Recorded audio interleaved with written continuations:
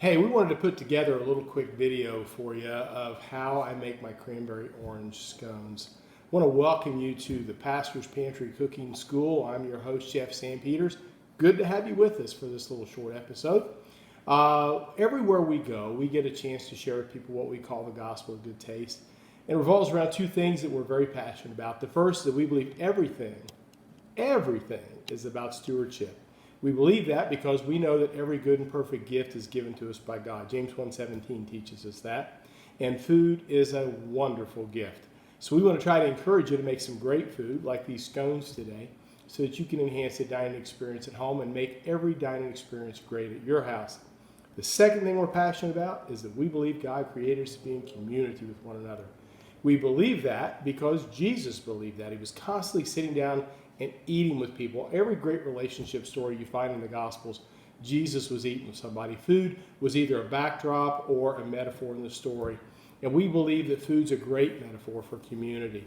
So we're hoping that by giving you better recipes and ways to include people around your table, that you'll be able to just build relationships with other folks. So let's get started. This is one of the things we love to make. This is one of those great Saturday or Sunday brunches. You like it, don't you, Joyce? I love it. She loves it. Say it, tell me. If Joyce loves it, everybody loves it, right? So it's good stuff, and we want to try to teach you some things. And this is very similar to my buttermilk biscuit recipe. A couple changes to it to make it into scones, but very, very similar. So let me tell you what we have in our recipe for you today. We have 6 cups of all-purpose flour, 2/3 cup white sugar. We have 5 teaspoons of baking powder, 2 teaspoons of salt, 1 teaspoon of baking soda, 2 tablespoons of grated orange zest, 1.5 cups or 1.5 sticks of chilled butter, 1.5 cups of dried cranberries, and 2 cups of chilled buttermilk. So we want to get all of our dry ingredients mixed together first. So in my bowl here with all of the all-purpose flour, we're going to add the sugar. This is the one thing that's really different from my biscuit recipe is we're adding the sugar. This isn't more of a dessert or, again, a brunch item that you might have out. Then to that, we're going to add our baking powder, our baking soda, and our salt. I want to get all those dry ingredients in there. And then you can either use a sifter. I just like to just put it all in a bowl and just whisk it together. I want to make sure that it's fairly evenly distributed all through the flour.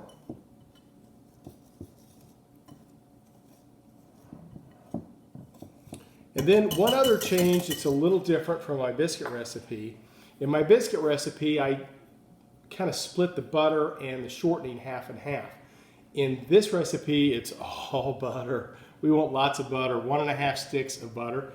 And what we've done is we have cut those in like little, 1/4 inch to 1/2 inch pieces, and that's what you want. And I'm just going to sort of drop these throughout. And you want it chilled. Don't get it too soft, but I just cut these and took them out of the fridge, so they're not going to be too hard to incorporate. This is definitely one of those hands-on kind of things. Years ago when I first started learning how to make breads and biscuits and things like that. That's why your grandma was so good at this, by the way. I learned what it felt like to have it right. And so this is one of those recipes where you will learn what the dough is supposed to feel like. So, keep practicing. We have a lot of folks that follow my recipe and they still can't seem to get it exactly right. It just takes a little practice. It's all about feel sometimes. I'll even do that. I'll notice sometimes that it's a little too dry or a little too wet, but I know what to do when that happens. Okay, so we have all of our butter in there. Now I just get in there with my hands, okay? So we're just working this butter in, just sort of squishing it between my fingers with some flour. We want to get this to a consistency of like wet sand. That's kind of where we're aiming for this, okay? But we want to sort of break this up. You'll have little beads of butter in there. That's cool. That's kind of a good thing, actually, when you bake this thing up. So we're just mixing this all together. Just keep working with your hands so you get it all built in. Now, obviously, if you didn't want to put all butter, you could split this half and half with shortening. we use vegetable shortening in the biscuits, but you know, if you're gonna make scones, go ahead and go all the way, okay? Paula Dean ain't got nothing on me. I love to use butter.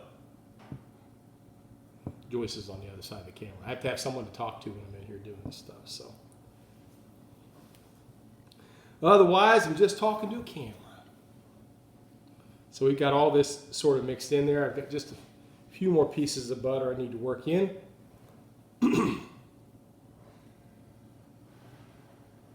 All right. So what you're looking for is you want that flour to stick together like that.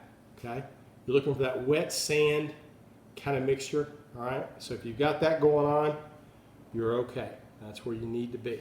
All right. All right. So I've got that all mixed in. Now to that, we have to add our 1.5 cups of dried cranberries. Okay? I'll mix those in a little bit in just a second, because next I need the zest of 1 whole orange. All right. Now, what I'm using for this is my food rasp. Okay. I don't know what camera I'm on, but there's my food rasp. It is fantastic for doing something like that. If you've got one of those little tiny zesters that just pulls off like four little threads of zest, that's really great for doing maybe some zest decoration. But for something like this, as you can see in that camera looking down, Joyce, if you can kind of pick that up, this is what you want. That's what the kind of zest you're looking at. So just use your zester and run it back and forth. You don't want to get down to the white. You want to make sure you just have just the orange, okay? So don't get down to the white. The white part's bitter. We just want the zest. And this zester works really good. I think this is out. Is this out on our gear tab? We think it might be out on the gear tab. Anyway, go to our website, patterfamsauces.com, and there's a gear tab out there. And a lot of the tools that you see us use, we have put links out there. It takes you directly to Amazon to be able to pick up exactly what we use. So pick yourself up one of these zesters. They're really good for this kind of thing. You can also use them, you know, when you're cutting drywall and you get those little rough edges, this smooths them out perfectly. Or if you have those little rough spaces on your heel, you know, when your heel on your foot gets all dried out, does that too. Just be sure and wash it before you use it again, okay? I'm just joking, of course. Don't take me seriously. I need to put a disclaimer. Don't ever pay attention to my jokes on these things, okay? All right, so we've got our orange zest. See that all in there? Okay, put that in there. Boom. Okay, got that in there. All right. All right, I'm going to mix this around a little bit. I kind of want to get this all incorporated into the flour before I add our liquid. Now, our liquid is 2 cups of chilled buttermilk. Now, if you don't have buttermilk, or you don't like to buy buttermilk because no one else drinks it, and if you buy a whole quart, it's still too much, then what I want to encourage you to do is you can use whole milk. You're going to take 2 cups of whole milk, and you're going to add to that 1 tablespoon of vinegar to your whole milk, okay? That's a good substitute for buttermilk if you don't have it. I love buttermilk, so even if I wasn't making biscuits and scones, I drink it, so I like it. In fact, I grew up, my mother taught me how to drink buttermilk when I was just a kid. We would get a big ice cold glass of buttermilk, and then we put some coarse ground black pepper right on top and drink it. Oh, it's so good, especially with cornbread. Oh, so good. Anyway, all right, so I got all my dry ingredients. Did you get all that, Joyce? We good? Got it. She's got it. All right. Now we're going to go ahead and add, whoops, maybe a little less than 2 cups. I spilled half of it on the counter. No commercials here. So we're going to put our 2 cups minus a spill. My hands are floury, a little slick. So now here's the trick. We want to just stir this together. This will actually be a fairly wet dough, all right? That's my biscuit cutter, by the way. Just move that out of the way. So it'll be a fairly wet dough. And so when I mix it together, if I feel it's too dry, I'll add a little bit more milk. Just roll it in that mess you spilled on the Yeah, counter. I can just roll it in the mess I spilled on the table. That's exactly right. Waste not, want not, right? All right, so I'm kind of bringing all that dry flour and all those dry ingredients into that milk. And I think I do want just a splash, okay, because I can see some loose flour down there that's not quite incorporated. I'm going to want just a splash of milk, buttermilk, in here. So we're going to grab a little bit more buttermilk. Again, I don't want too much. I just want just a little bit there. Okay. Just feels a little dry, and again, I can kind of tell. I'm used to working with this stuff, so I can kind of tell when it's too wet or too dry. And Joyce, I will pull that in. Well, I'm not going to waste that milk on the counter. Joyce hates when I waste food. She wants to make sure I get everything out of the bottom of every container. All right, that looks pretty good. Okay, so now I need to grab a little bit of flour. We want to turn this out onto a floured board. I'm going to actually turn it out into that milk first, but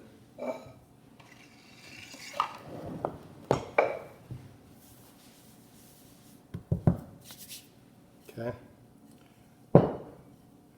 Let me turn it out and pick up that extra milk on the counter, Joyce. I'll take care of you.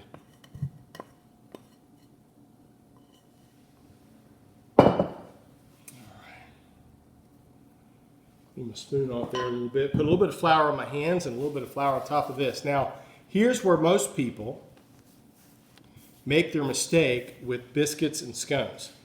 They overwork the dough. So if you've ever had biscuits or scones turn out like hockey pucks, it's because you needed it to. We're not making bread like a loaf of bread. We're making a biscuit, which is a little flakier. So we're not going to overwork this. We're just going to kind of bring it in on itself a few times. Kind of see how I'm working it there.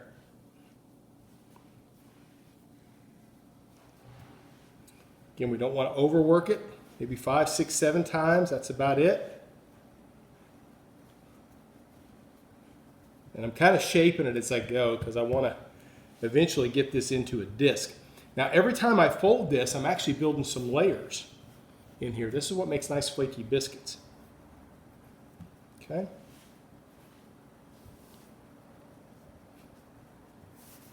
Some of those cranberries back in there that have rolled out. All right. All right, so now what I want to do is I want to kind of shape this into a round, and then I'm going to press it down to about 1 inch thickness, all right?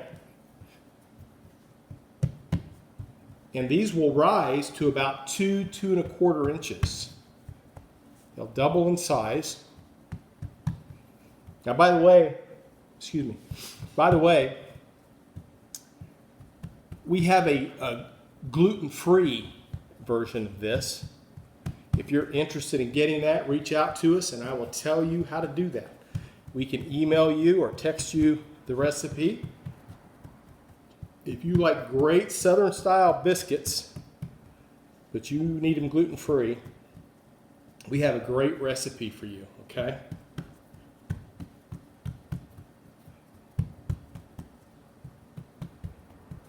All right.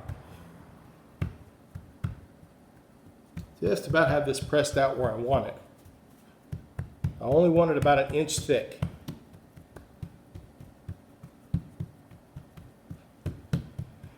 This will make anywhere from 12 to 16. Now we're making really large scones today, so it might make a little bit less, but we're looking for 12 to 16. Okay, so we have that all done. Now, kind of get a good look at that. Cleaning my hands just a tad. And then we're using Grandma's old-fashioned biscuit cutter. It's nothing more than a tin can. We poked a hole in it to let the air out. Now, one of the things you want to learn too, when you're doing biscuits, when you press your cutter down into the biscuit, you just want to go straight down. You don't want to do a lot of twisting. When you twist it, it actually seals the edge of the biscuit and keeps it from rising as much. So try to go straight down as you can, okay? And then you'll have a pretty nice high-rising biscuit, okay? So we're going to go around here, and I'm just going to poke these down in there.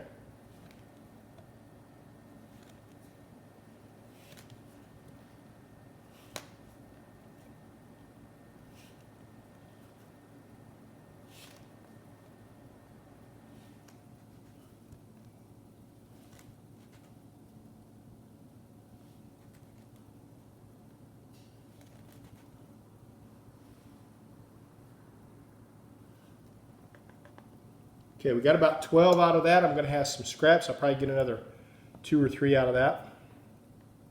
So I'm going to go ahead and pull these off. Now let me tell you how we got to finish these up if we want these to turn out perfect. We've got these in a 400-degree oven. We're going to leave them in there about 15 to 20 minutes until they're nice and golden brown. And then we take them out. We're going to put them a nice orange glaze over the top. And we'll show you that when we get these all out. So I'm going to finish these up and we'll catch you once I get them out of the oven. God bless you. Hey, our scones have been in the oven. We had them again in there for about 25 minutes. A couple tips that I neglected to tell you on the front end of this is if you have got a pizza stone, that really helps, gives you a nice crisp bottom. So put the pizza stone in there and let it kind of preheat with the oven. Okay, so about 25 minutes. We brought them out. They are golden brown. They look delicious. Okay, there's a nice little shot of that. Okay. So now we want to make our orange glaze that goes with this. So I have about a cup of powdered sugar here, okay? So to that orange that we zested earlier, we're going to juice that.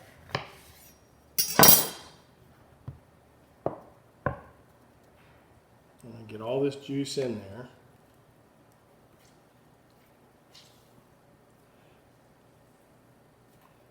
Give it a nice good squeeze. Get all the juice out you can. Of course, the joke I always tell is if you're a church treasurer, you can always get more out of it than I can. I'm a pastor, so. Squeeze the other half. Joyce wishes I'd just quit telling that joke, but I only know a couple jokes. I just keep retelling them all.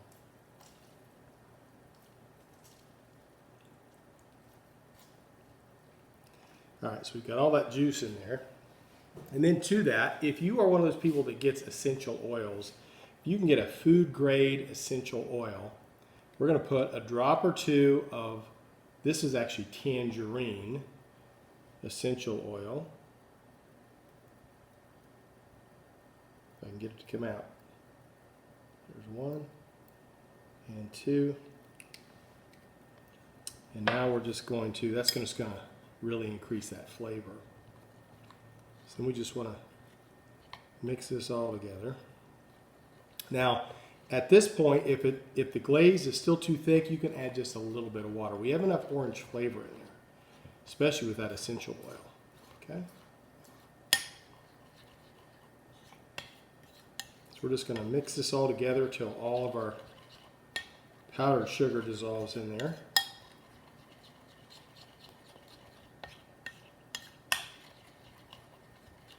You want it, I like it about the thickness of pancake batter or a tad thinner.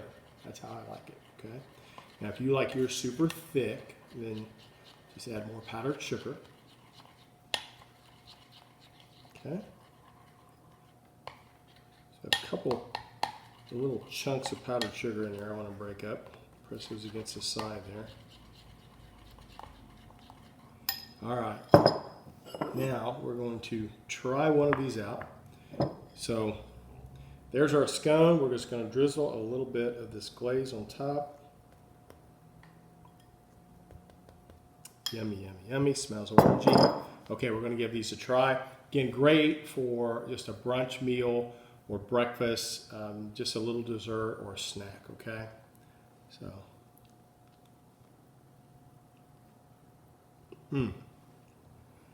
The biscuit's flaky, very tender, not a hockey puck, very good. And you can see they're about close to 2 inches tall here. And we got that nice little orange glaze. You got those cranberries soften up in there when you cook them. Very good. You can pick up little bits of that orange zest as well in the biscuit or in the scone. So it's very good. So make these at home. The recipe is out on our website, patternfamsauces.com. Be sure and check that out. I want you to go home and make these. I want you to post them out on our Facebook page so we can brag about you. Also, we have a YouTube channel now, so we want to encourage everyone to go out to our YouTube channel. We want you to subscribe to that. We're going to be doing a contest very soon. Once we get 100 subscribers, we're going to be doing a contest and giving away some free stuff to the first 100 subscribers. So we want to encourage you to go out to our YouTube channel and check that out as well. It's YouTube the pastor's Pantry Sam Peters, and we're going to have that link up on the video here too. So check it out. Well, listen, blessed cooking to y'all. We'll see you next time in the kitchen.